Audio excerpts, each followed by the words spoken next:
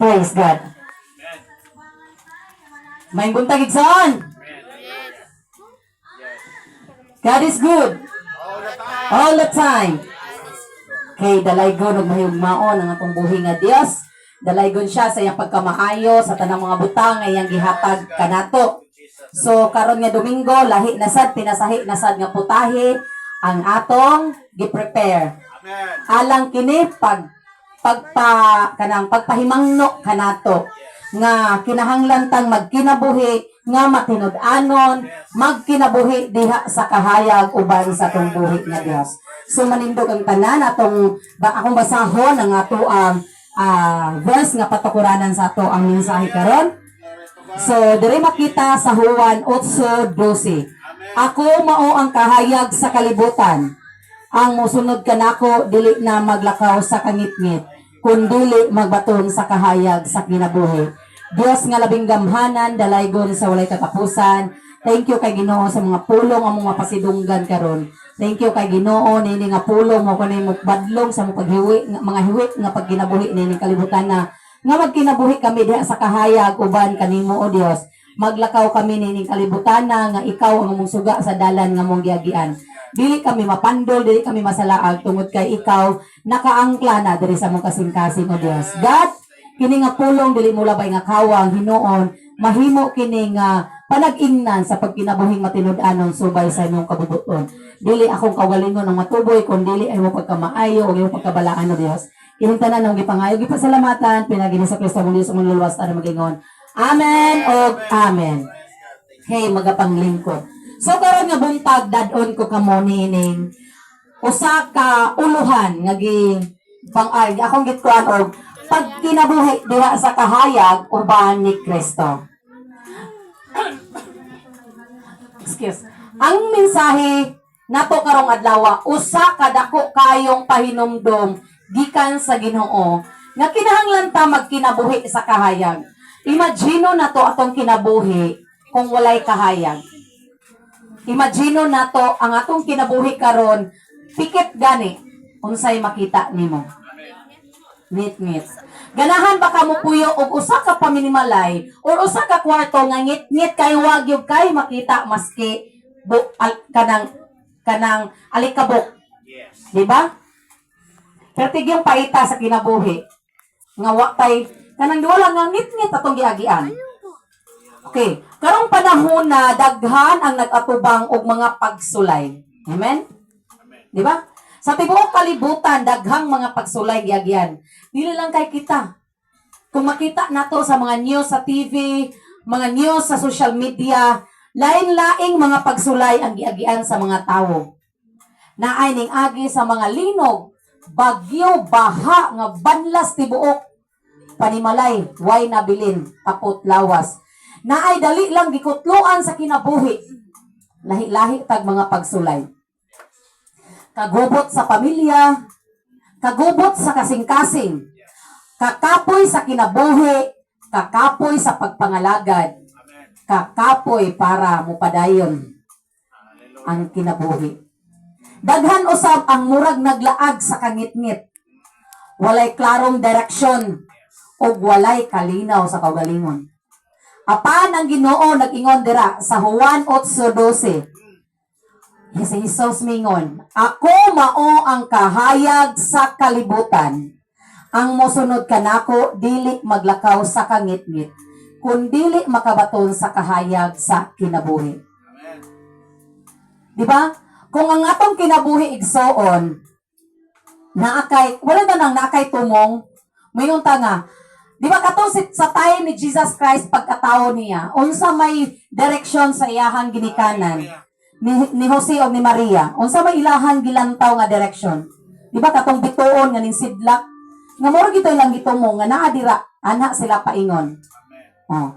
Kita sab, kung naatay direksyon, naatay suga, natay kahayag nga gilantaw. Sama mo na maglakaw ta sa kangitngit nga natay dala nga sulo. Klaro gyud imuhang lakaw. Di ka mapandol, makakita kag aha ang libaong, makakita kag aha ang batuon, makakita kag aha ang limaw kung naakay suga nga gidala. baklay gani kalsada, baklay gani dalan, labi nagpitos ang dalan. Nay kalapukan, di ka kabalo kanus ka matos na sa lama kanuman wa kay suga nga gidala. Ingon na sa dangatong kinabuhi. Kung wala si Jesus Christ sa tong kinabuhi, naglakaw ta sa kangitngit. Di ta kabalo kanus ata ma-fall, kanus ata mohagba, kanus ata mapandol. Pag mapandol ta, mayon na siya kapoy na kay sa unahan maura gihapon ning dalana. No, di ba? Kung wa tay Ginoo sa tong kinabuhi, pagkabangga nimo karon, sana dagma nimo karon, mingon ka diri na lang kukutob. Kay kining dalana gabay kayo padalo usurog ko di kabutan nito sa unahan gamay ra gyapon ni. Maura gyapon ning dalana akong agian. Pero na kay suga nga dala. Di jud ka moingon nga kanang di ko mo padayon nga naman naa kay kahayag sa dalan nga imong gigyan. Kabalo kag aha ka mulukso. Kabalo kag kanus aka mulikay sa mga lapok sa kinabuhi. Di ba? O, ingon ana. Pag naa si Jesus Christ sa atong kinabuhi nga maoy suga sa atong paglakaw, kabalo ka kanus aka mulikay, kabalo ta kanus ata mulukso sa mga pagsulay, likayan ang mga lapok nga sa dalan nga atong giagian. Ingon ana sad. Asa mo nang nindot kayo ang atong kinabuhi kung naa si Jesus Christ nga mahimong iwag, mahimong kahayag sa atong dalan nga gilakwan nga naman. Dili gid ka madagma. Kung madagma man gani ka igsoon, kung mapandol man gani ka igsoon, mayroon yung agay, apan mo padayon ko. Di ba? Agay. Kay napandol ko, apan mo padayon ko nga naman. Hayag ang dalan nga ako magagian. Kay naa kay suga nga gidaladala, which is si Jesus Christ. Nga naman, si Jesus Christ mao ang kahayag sa tong kinabuhi. Una sa tanan, atong klarohon nga si Jesus mao ang kahayag. Dili siya usa lamang ka magtutudlo, dili lamang usa ka maayong tawo, siya mao ang tinubdan sa tinuod nga kinabuhi ug tinuod nga kahayag. Di ba? Unsa ang kahayag nga nala ni Jesus Christ? Kahayag nga nagdala og giya. Nakay direction, nakakabalo kag aha ka paingon. Nga naman, naay dikta sa imong kasing-kasing nga diri paingon na. Di ba sa atong mga plano, sometimes natay mga plano nga kanang for example, nakay plano nga mao ginagusto nimong buhaton. Apan ang ning-abot sa imong kinabuhi, dili mao ang pamaagi nga gusto nimo. Pero mao ra gihapon og padulngan. Nga naman, walay shortcut. Sa tanan natong mga gusto, walay shortcut. Kita ra ba gusto tag shortcut? Gusto tag pinadali, pinakurat. Unya ra ka na namang pinakurat, makuratan gyud ta. Makadaot ra ba nas tong tiyan ng pinakurat. No? Pinakurat nga pagkaluto. Oh. Di ba? Pinakurat nga pagkadato, makuratan ta, makalimot na tag Ginoo. Apan ang proseso nga gipadato ka pinaagi sa imong mga paghago, pinaagi sa grasya sa tong buhi nga Dios, gihatagan ka ana nga posisyon, gihatagan ka ana nga trabaho, pinaagi sa imong pag-ampo, makaingon gyud kag God is good.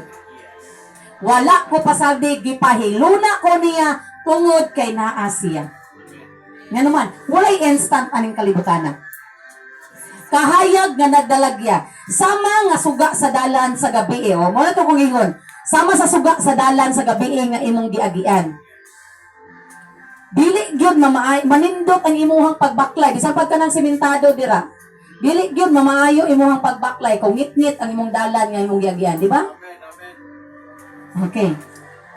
Literal, yes. Natay mga sama ni Sister An-An.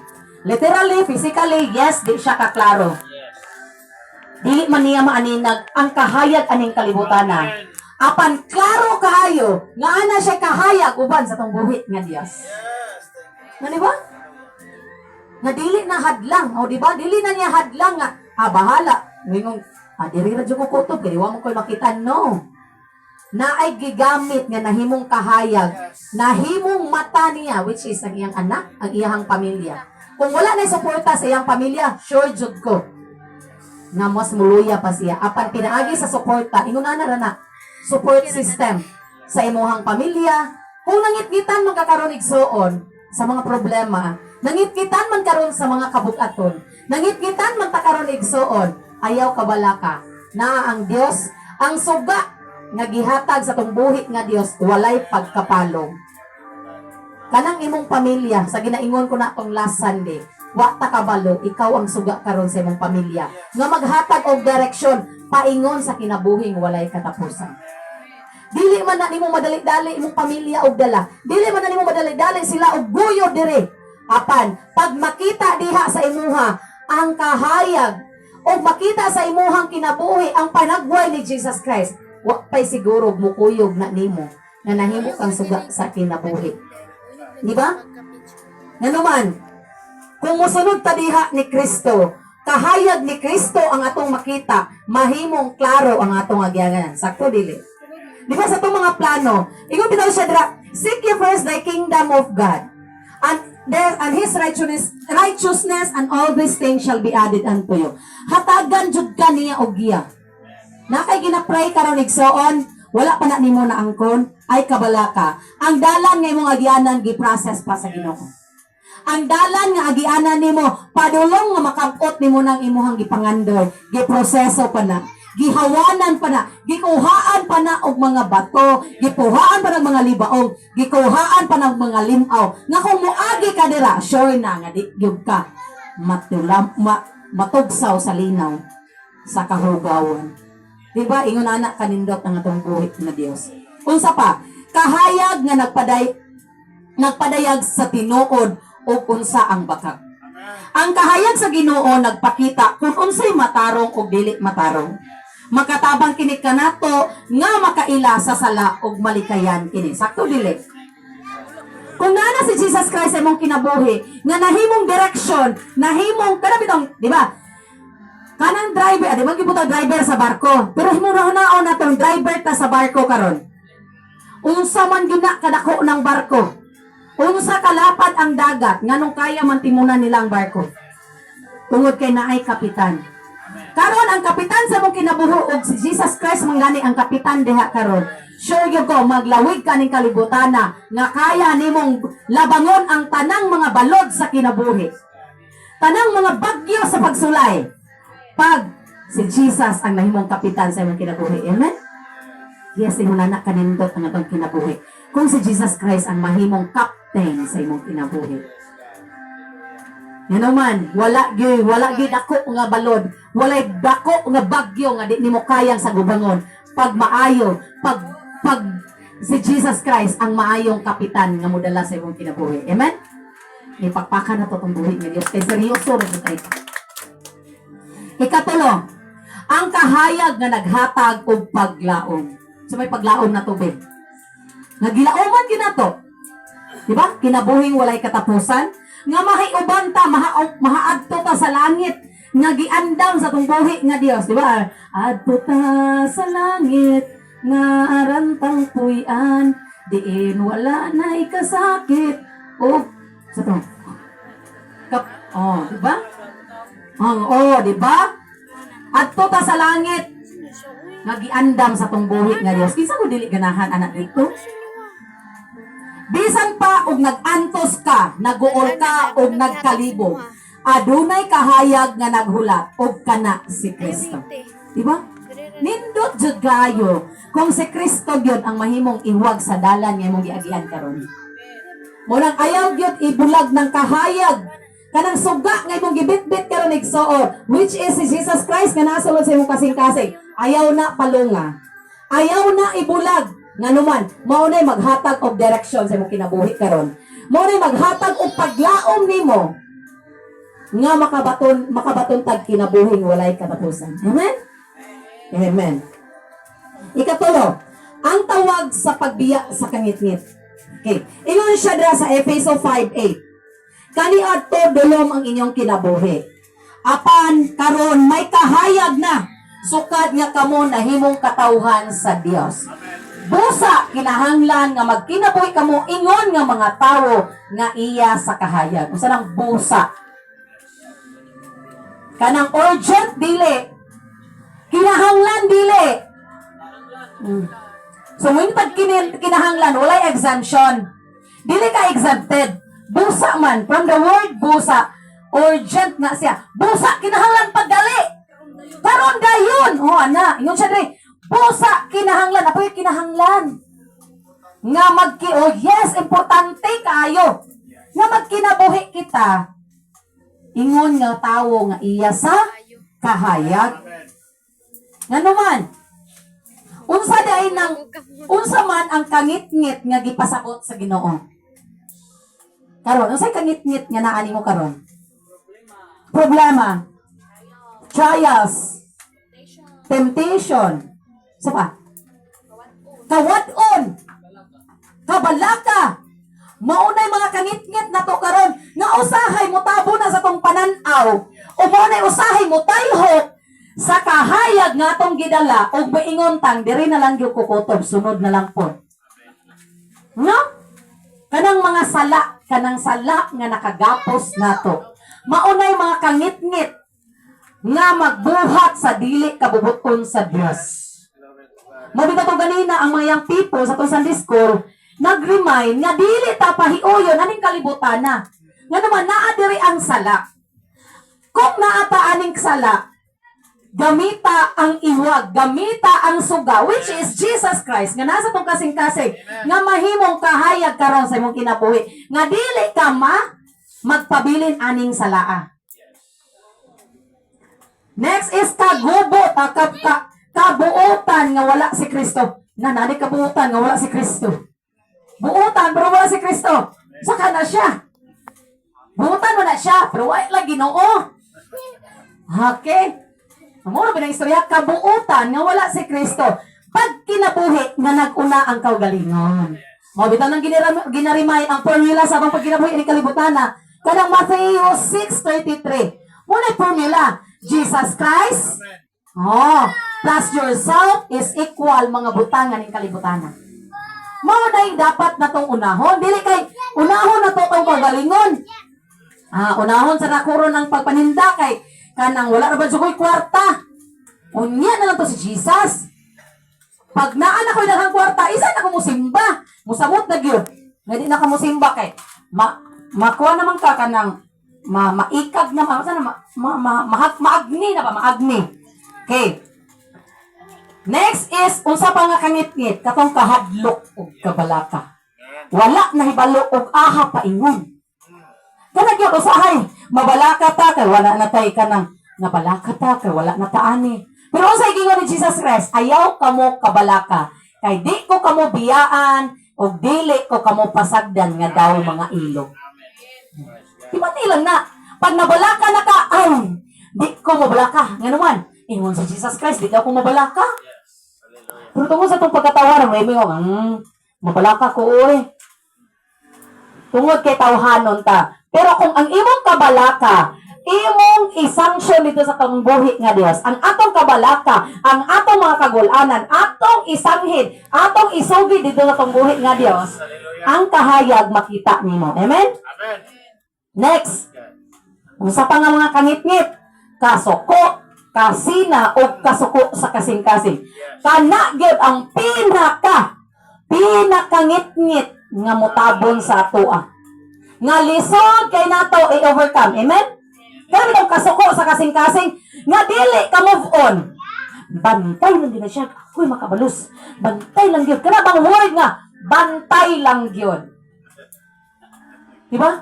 Habang kahayag daw dirabi kung naa ang word nga bantay lang gyud. Buto sa bot, di ka ka-move on.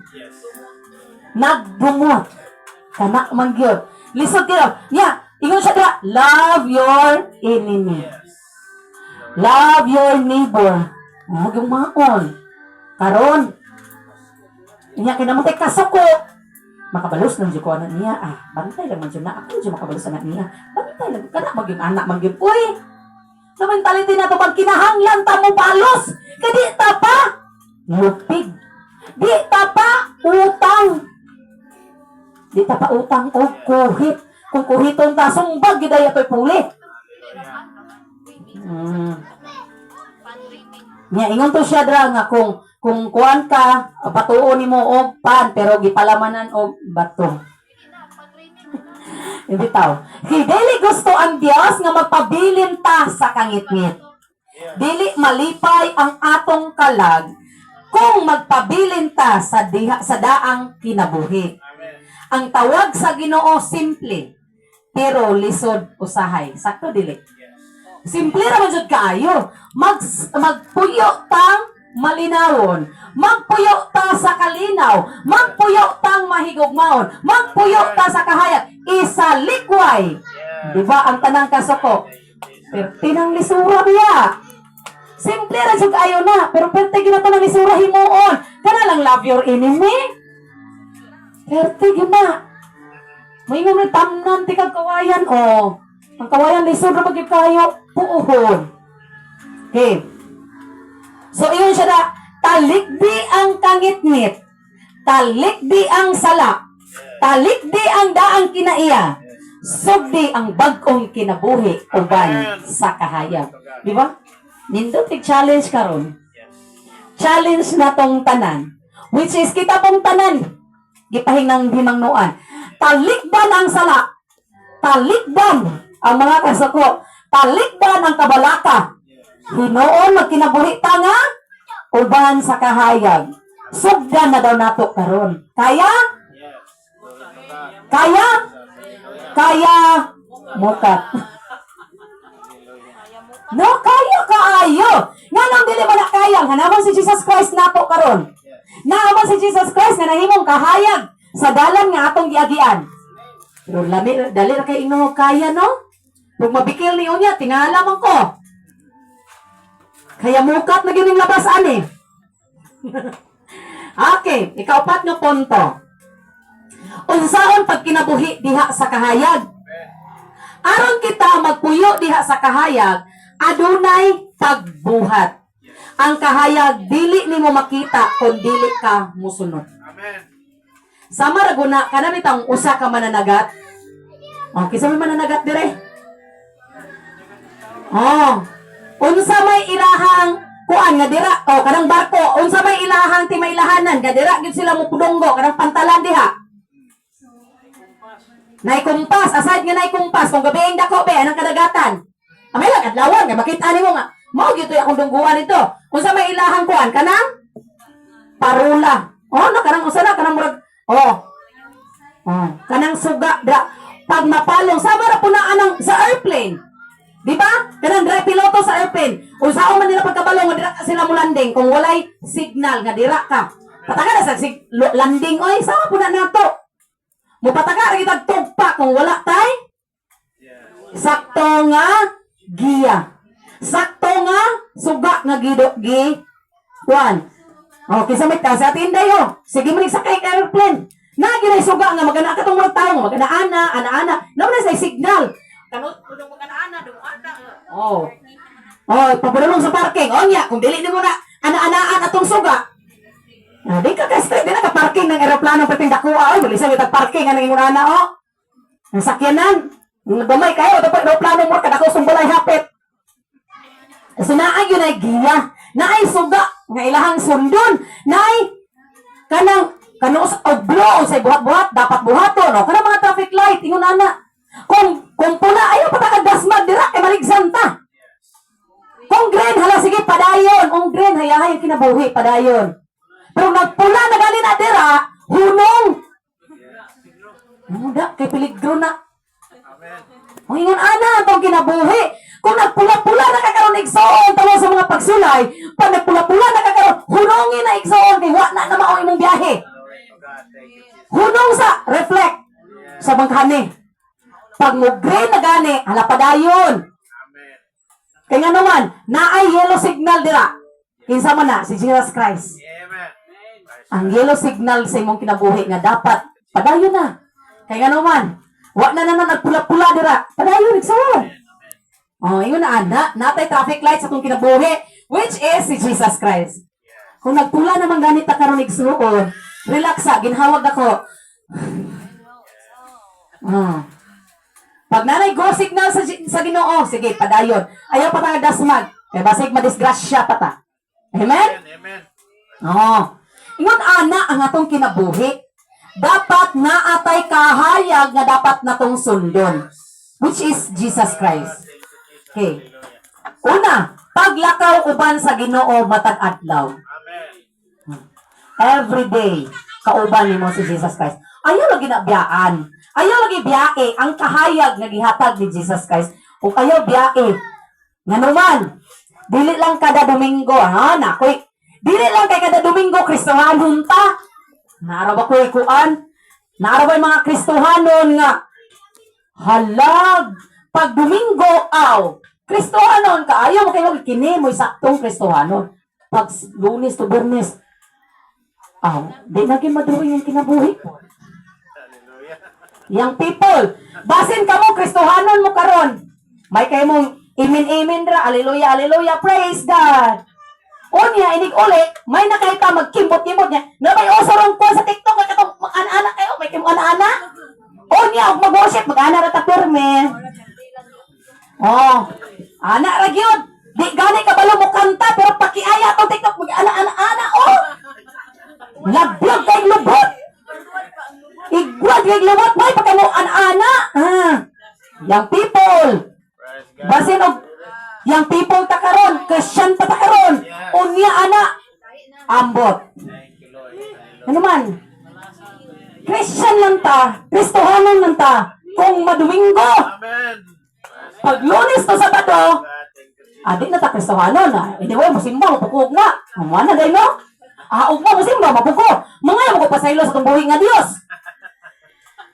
Lunes ug Sabado, aw, ako ni ang adlaw. Ikadomingo Ginoo ni.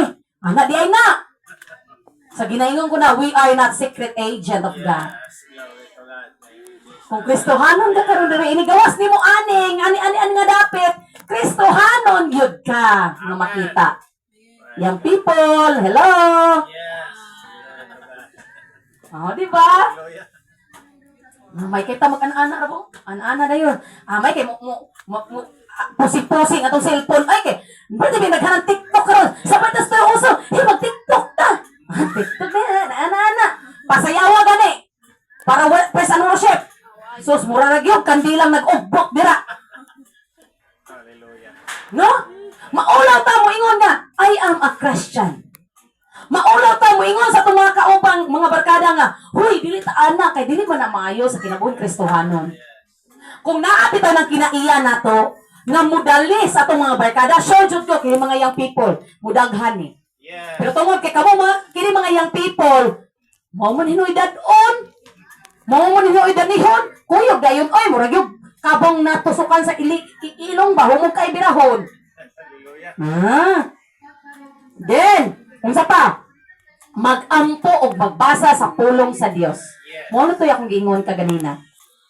Dili ka mahimong maalamon, dili ka mahimong kanabitaw kanang maayo mo mamulong sa pulong sa tong buhi nga Dios kung di ka kabalong mubasa. Pangayuan sa tong buhi nga Dios nga kanang Bible masabtan nimo na. Nga naman ang Bible dili na literal. Literal na to pagsabot.